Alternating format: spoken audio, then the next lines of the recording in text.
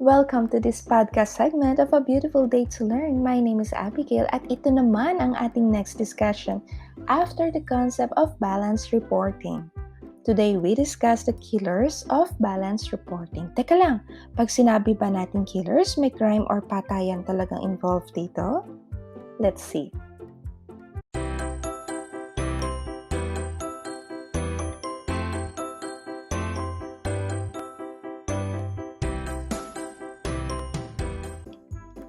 Ito yung sinasabi ni Bulusan 2016 na killers of balanced reporting.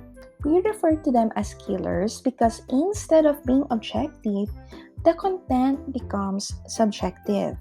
At pag sinabi natin subjective, syempre may inject na yun ng personal opinion, personal advocacy, personal jurisdiction, which may lead the listeners or readers to believe in the reporter's intended message. First, yellow journalism. We identify an article as yellow journalism if there are sensationalized headlines. So for sure, alam niyo na itong mga sensationalized na to. Yellow journalism uses sensationalism and exaggeration to attract readers. While journalism is supposed to focus on factual information presented objectively, yellow journalism is anything but that. Medyo malayo si yellow journalism sa pagiging objective kasi merong motive behind it.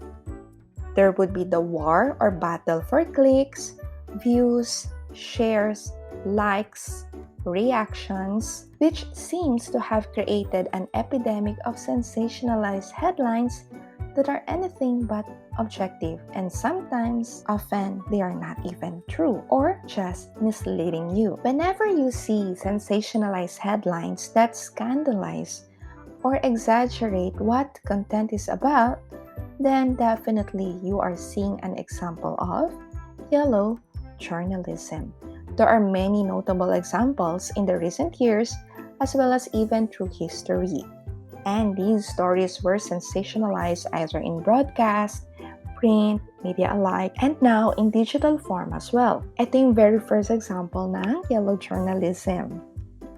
So we can see here that during its heyday in the late 19th century, yellow journalism was one of the many factors that helped push the United States and Spain into war in Cuba and Philippines, leading to the acquisition of overseas territory by sa United States. So, meron po ditong isang barko na sumabog. So, tinatanong nga dito, is this through a bomb or a torpedo?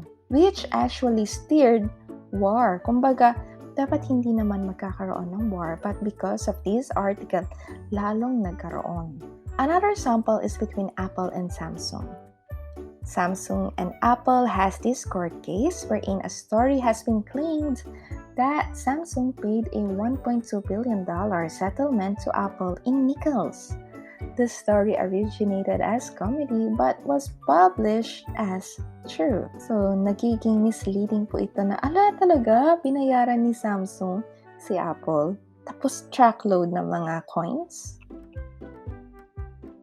Another example is during the 2014 Ebola outbreak, Bloomberg Businessweek's cover graphic featured Ebola is coming, and it's written across the full page cover that it appeared to have been drawn through blood. This terrifying image, which was of course exaggerated, a real threat without having to be sensationalized. Kumbaga, na-exaggerate talaga. Is it really bloody? Ebola is bloody? Pero lalayo pa nga ba tayo? Sensationalism is also very evident in our Philippine tabloids. So, ayan po. So, of course, this would be a battle for sales.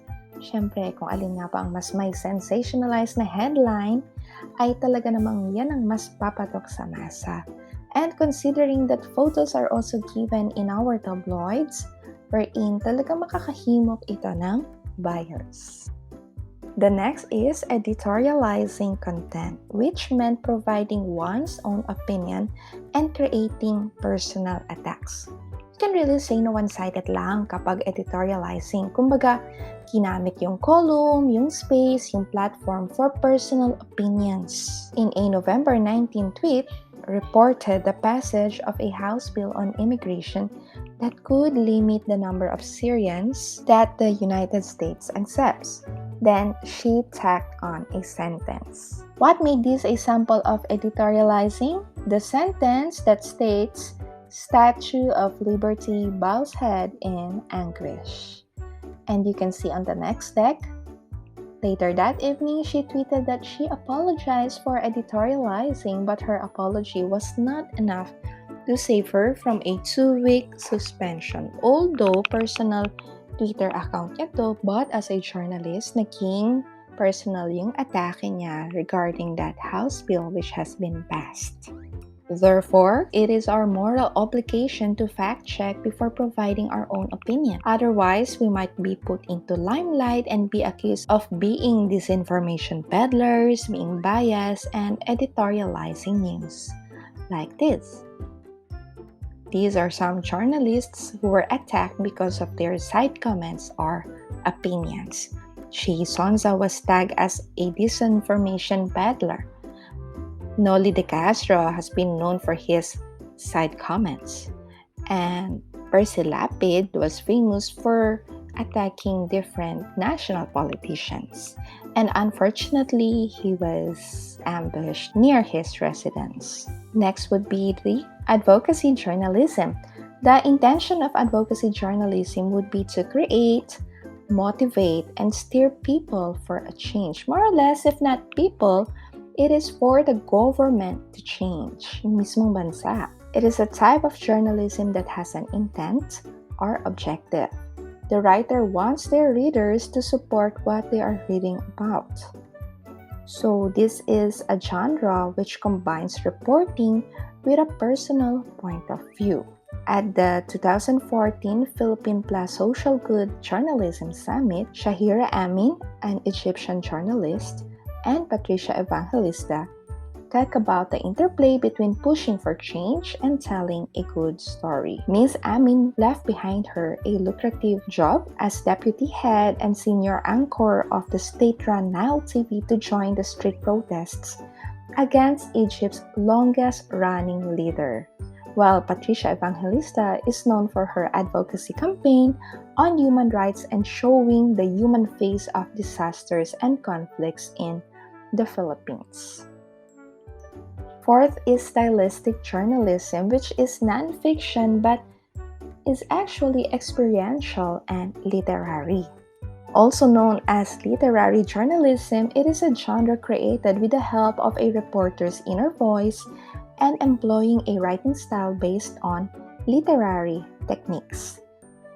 Here are 4 great works of literary journalism worth every minute of your attention, and these are actually books. The journalists working in the genre of literary journalism must be able to use the whole literary arsenal, such as epithets, impersonations, comparisons, allegories, etc.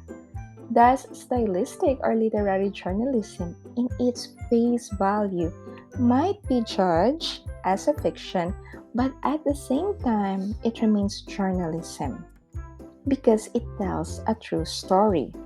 And the task of a journalist is not only to inform about specific events, but also to affect our feelings and explore the details that ordinary journalism overlooks. Patricia Evangelista is again another example of journalist whose style of writing might be considered stylistic journalism. Let me read this one for you. This is entitled, "What Terror Looks Like." I'll tell you what terror looks like. 4 years ago, I stood across a house where 5 men had been killed. The families crowded outside. There were many people in that narrow alley, mostly women. "Please," they pleaded, "tell us who the dead men are." The cops refused, yelled at one mother, shoved another daughter. Then it rained hard and heavy. People ran. The cops laughed. "See," said one cop. He pointed at the sky. "See, God is listening to me." And another example, entitled 9 Rooms and a Hallway. Manila, Philippines. The community clinic closes at 5 in the afternoon. It sits along the main road of the village of Mambog in Bacoor, Cavite. When the patients leave, the nurses stay.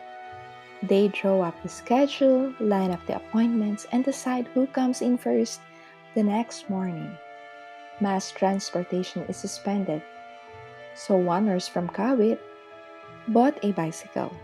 Two others ride motorcycles. By 6 in the evening, all but one staff member of the Health Index multi-specialty clinic has left for home. You see, when it comes to this kind of journalism, it is indeed literary. It seems as if you're listening to a story. It seems as if you're reading a novel. But in fact, they are true. And this is very much similar to new journalism, which became famous in the 1960s and 1970s. And they say that these years will be the groundbreaking style of new writing because it is magazine-oriented and similar to literary journalism, but very different from traditional journalism. It is still an article and presents the facts of a case or the news of the day, but it does so through the utilization of narrative techniques and stylistic strategies. The most common type of literary journalism, and arguably the most famous, would be the investigative features, but also include news features, profiles, backgrounders, human interest pieces, lifestyle features, and even travel stories. Tom Wolfe wrote that his first acquaintance with this new style of reporting came in a 1962 Esquire article by Gay Talisi. So it says here that Joe Louis, the king as a middle-aged man. In the first paragraph, it was mentioned here by Gay Talisi that, "Hi sweetheart," Joe Louis called to his wife, spotting her waiting for him at the Los Angeles airport. So you see, when it comes to stylistic journalism, the perspective is more of a personal observation. But for new journalism, it is more on the third point of view. And then, Tom Wolfe defined the new journalism by identifying four elements such as scene, dialogue, point of view, and status detail. Still, an article by Gay Talisi, which was published in the New York Times on April 15, 1962. So here, 1962 circus opens stand at Carlton. First performance is seen by 7,500, 200 in cast, 160 varied animals. Nobody in the Madison Square Garden audience of 7,500 last night heard the blonde lion trainer say, "Come on, baby," to the 500-pound lion that charged her, and few saw the blood run from her left arm when her act was over. These five are still existing today, but do you really consider them as killers of balance reporting? Do you agree with Bulusan 2016? Before we end this segment, I have a question to leave for you to ponder on or for you to reflect on. Traditional journalism method tells us that we need to be objective and refrain from being subjective or biased.